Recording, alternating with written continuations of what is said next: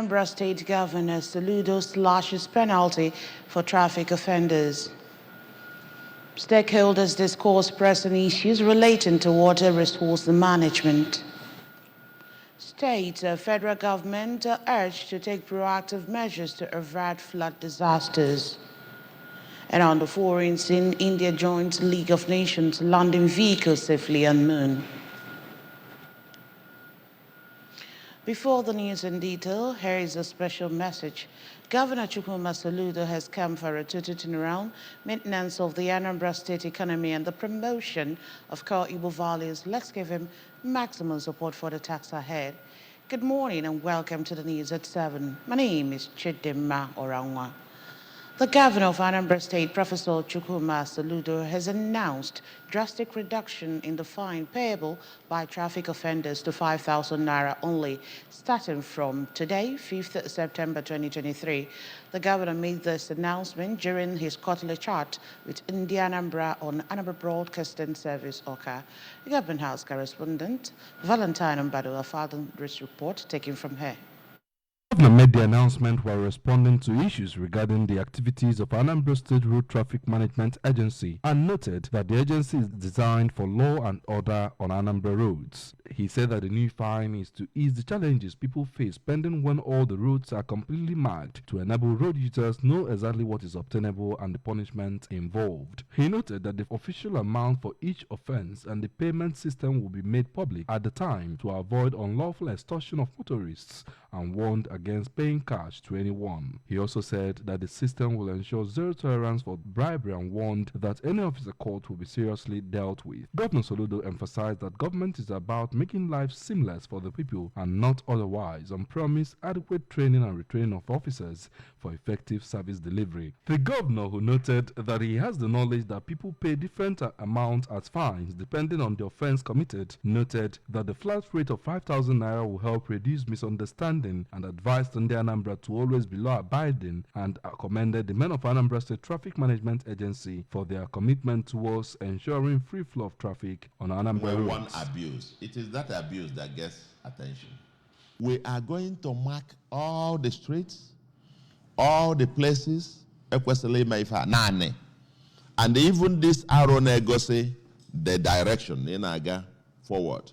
Koga the other side, one way. If we are na the arrow na face, we man oza, and for now and until I mark say all those things, which we are going to do. We're going to declare a state of emergency to mark all these places in the traffic in Adeva within the next 3 months. No person, no offender or so from tomorrow should be charged more than 5,000. I understand that they're charging 30,000, 50,000.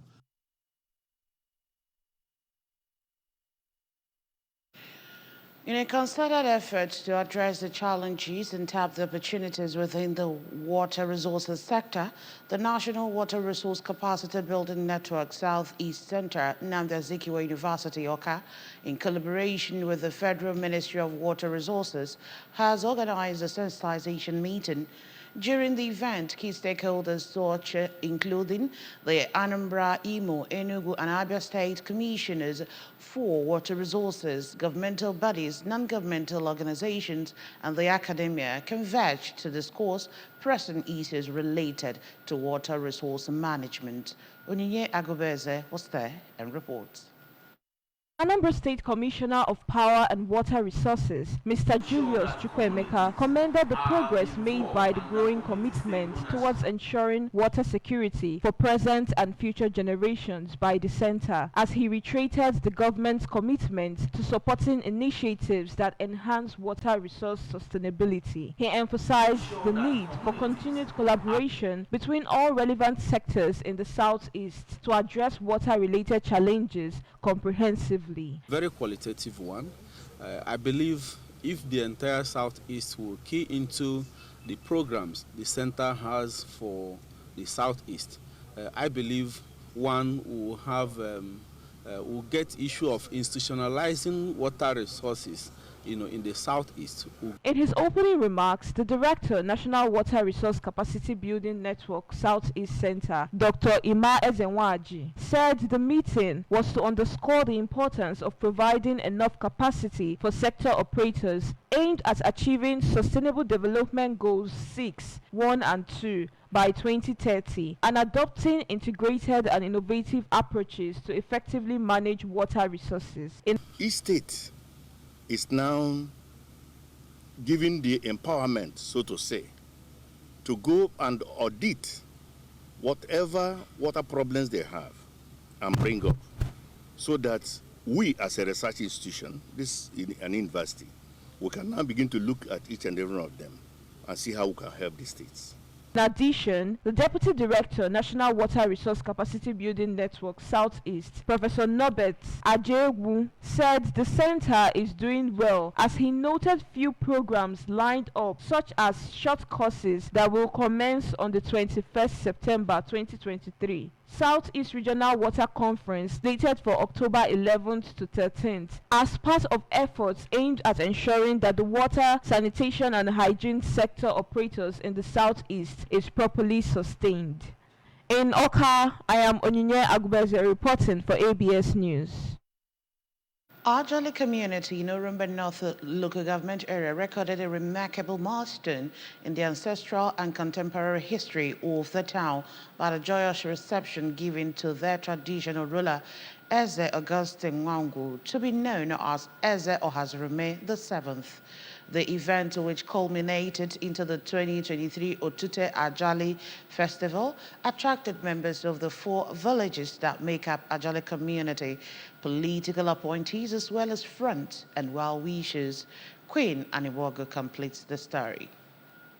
The event began with the people of the community receiving Eze Nwangu at Umueve village with the cultural ogene music, after which they accompanied him to pay homage to each of the 4 villages. Later, Eze Nwangu, alongside members of the community, converged on Obiti Oji, dancing to Ikolo music, where the Vice President General, Mazi Raphael Nwankwo, on behalf of Ajali Welfare Union, received the new traditional ruler into their fold as their tradition demands. In his traditional greetings after the breaking of kola nuts, Eze Nwangu thanked God, their ancestors, and entire Ajali community for their coming together after many years of some disagreements, and noted that peaceful kingship and renewed commitment towards greater development have returned to Ajali.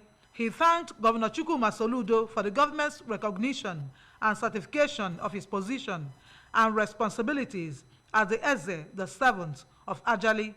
Eze Nwangu affirmed that the community can no longer waste productive resources on litigations and squabbles, and appealed to everyone to remember that they need to live together as one people, as their forefathers did.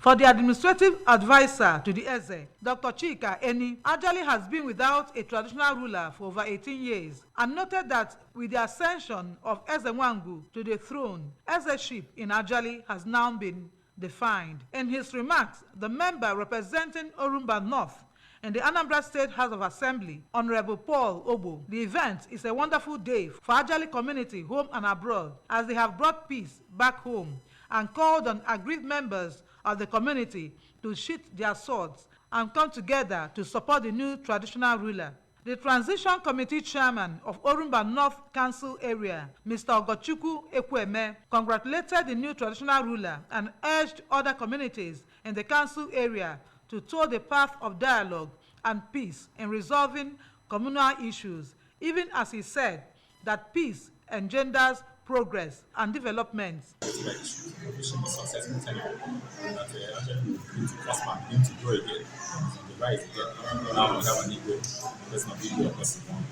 The double celebration featured cutting of new yam by Eze Nwangu, chanting by the leader of Umada Ajali, Deaconess Ihuoma Okoli, which charged the atmosphere, depicting the joyous hearts of Nda Ajali, cultural dances, masquerade display, among others. Queen Anibogo, ABS News. The Vice-Chancellor of Nnamdi Azikiwe University, Professor Charles Esimone, has described entrepreneurship studies as necessary in lifting people and nation out of poverty. Speaking at the Medine alumni inauguration and induction of fellows of Institute of Professional Entrepreneurs and Strategic Administrators, Professor Esimone, who was represented by Professor J.C. Odibo from Bank of Industries, solicited the support of privileged members of the society to help expose the younger ones in the Department of Entrepreneurship Studies to various spheres of human endeavors in order to become self-reliant. We have details of this report from our studio. Speaking after he was inaugurated as a Board of Trustee member of the department, the former Afghan National Chairman, Chief Victor Oye, commended the idea behind the introduction of entrepreneurship studies in the universities, saying that it will make the younger ones in the department think not just about the normal white-collar job, but how to be employers of labor, and pledged his unalloyed support to the department. Every sphere of human life has one content of entrepreneurship or another. So that's why I've accepted this offer. We're going to encourage the students. By the time they leave the institution, they're already self-made. In an address, the head of Department Entrepreneurship Studies, Nnamdi Azikiwe University, Awka, Professor Clementina Abuono, said the theme of the event, repositioning entrepreneurship for sustainable development, is appropriate as the country is in the most critical and challenging time in her polity. She noted that globally, entrepreneurship has been adjusted as driver of sustainable economic development. In a keynote paper presentation, Professor Olusegun Shogbesan said that entrepreneurship is the solution to human problems as it cuts across all spheres of human endeavors. He appealed to the National University Commission (NUC) to make entrepreneurship studies a compulsory course, adding that the essence of going to the university is for one to be able to apply what he or she learned in order to become a better person in the society.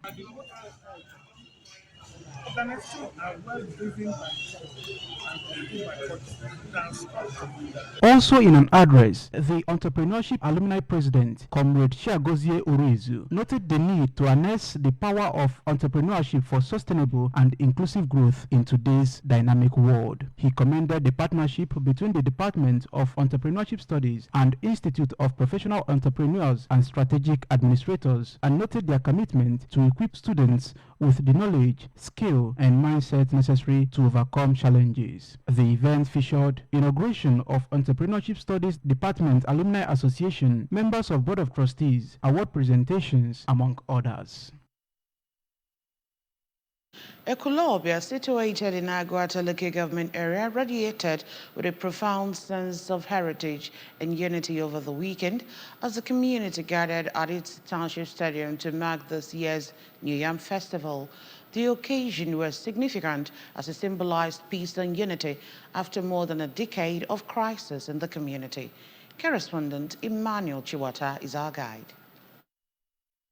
Event was a captivating blend of elegance, cultural richness, and traditions, where sons and daughters of the community showcased their deep connection to their roots. The festival serves as a moment to express gratitude to God for a bountiful harvest and to showcase the importance of yam in the community's sustenance, while it highlights the rich cultural heritage of the Igbo people. Amidst colorful decorations and the rhythmic beats of traditional drums, the festival commenced with a procession featuring the traditional ruler, Igwe Emmanuel Onyeneke, along with his cabinet chiefs and elders, all resplendent in their elaborate traditional regalia as they warmly greeted the audience. During the ceremony, Igwe Onyeneke, who led prayers and bestowed blessings for a fruitful harvest season, emphasized the importance of unity, forgiveness, and community development, calling upon all members to join hands for the betterment of the community. Igwe Onyeneke expressed his gratitude to Governor Chukwuma Soludo for his efforts in restoring peace to the community and urged everyone to work together for its progress.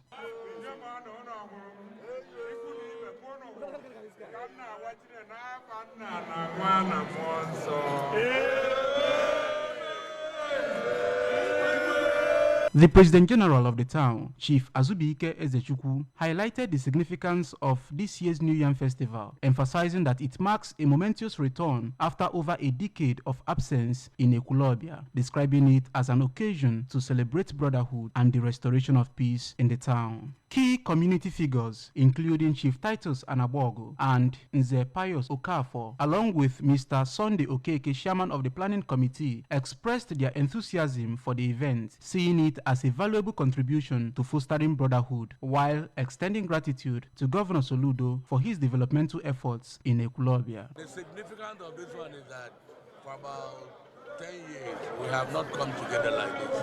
That is why today's celebration is start Unity Ewaji. We have been in crisis for years now, and we've come together, so everybody should embrace the peace, so we can move on to achieve our goal. The event was graced by dignitaries such as the Catholic Bishop of Ekulobia, Peter Cardinal Opaleke, represented by the Vicar General of the Diocese, Very Reverend Father Anthony Chiebuka, the member representing Agwatatu constituency at the State House of Assembly, Honorable Tony Moabike, and industrialist Mr. Onyekachi Okafor, traditional rulers and attendees from diverse backgrounds. Parts of the festival's highlights were the displays of traditional dances and masquerade, showcasing the community's unique cultural expressions, as spectators were treated to captivating performances by skilled dancers and musicians, adding a vibrant and rhythmic ambience to the event. Emmanuel Chibata for ABS News. The Nigerian Medical Association has urged the state and federal government to activate emergency preparedness against the impending flood disaster. The president of NMA, Dr. Uche Ojinma, made the call while addressing newsmen at the end of the association's National Executive Council meeting held in Owerri, Imo State. According to a report, the theme of this year's NEC meeting was healthcare system in a depressed economy. Report also said that the National Emergency Management Agency had said that some states are likely to be flooded following the release of water from Lagdo Dam in Cameroon. The states included Adamawa, Taraba, Benue, Nasarawa, Kogi, and Anambra. The president also called on state and federal government to quickly roll out palliatives for Nigerians to cushion the harsh effects of ravaging inflation with the attendant high food prices. And on the foreign scene, India launched its first spacecraft dedicated to studying the sun, building on a month of historic successes for the country's civil space effort. The spacecraft, called Aditya L1, launched from Sriharikota, island of the Bay of Bengal, at 11:50 a.m. Saturday local time, and it's headed to a parking spot in orbit about 930,000 miles from Earth.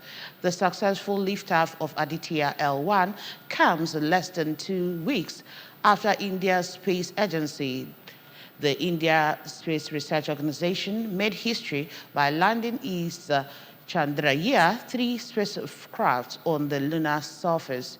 The achievement made India only the fourth nation in the world and the second in the 21st century to land a vehicle safely on the moon.